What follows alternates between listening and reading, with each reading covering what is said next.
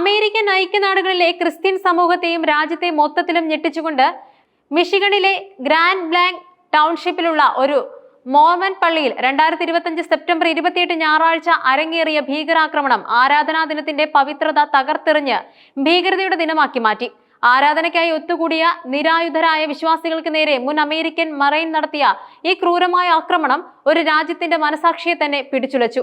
4 പേർ കൊല്ലപ്പെടുകയും 8 പേർക്ക് പരിക്കേൽക്കുകയും ചെയ്ത ഈ സംഭവത്തിന്റെ പിന്നിലെ ലക്ഷ്യങ്ങളും ആക്രമണം നടത്തിയ വ്യക്തിയുടെ മാനസികാവസ്ഥയും ഇന്നും അമേരിക്കൻ സമൂഹത്തിൽ വലിയ ചോദ്യചിഹ്നമായി നിലനിൽക്കുന്നു. രാവിലെ 10:25ഓടെയാണ് യേശു ക്രിസ്തുവിന്റെ ലാറ്റർ ഡേ സെയിന്റ്സ് പള്ളിയിൽ ഈ ഭീകരത അരങ്ങേറിയത്. സ്ത്രീകളും കുട്ടികളും ഉൾപ്പെടെ നൂറുകണക്കിന് ആളുകളാണ് അപ്പോൾ പള്ളിയിൽ ആരാധനയ്ക്കായി ഒത്തുകൂടിയിരുന്നത്. അക്രമി ഉപയോഗിച്ച തന്ത്രങ്ങൾ പരമാവധി നാശനഷ്ടങ്ങൾ വരുത്താൻ ലക്ഷ്യമിട്ടുള്ളതും അത്യധികം ആസൂത്രിതവുമായിരുന്നു. ആദ്യം പള്ളിയുടെ മുൻവാതിലിലേക്ക് ഒരു പിക്കപ്പ് ട്രക്ക് അതിവേഗം ഇടിച്ചു കയറ്റി. ഇത് പള്ളിക്കുള്ളിൽ വലിയ പരിഭ്രാന്തി സൃഷ്ടിക്കുകയും ആളുകൾ ചിതറിയോടാൻ തുടങ്ങുകയും ചെയ്തു.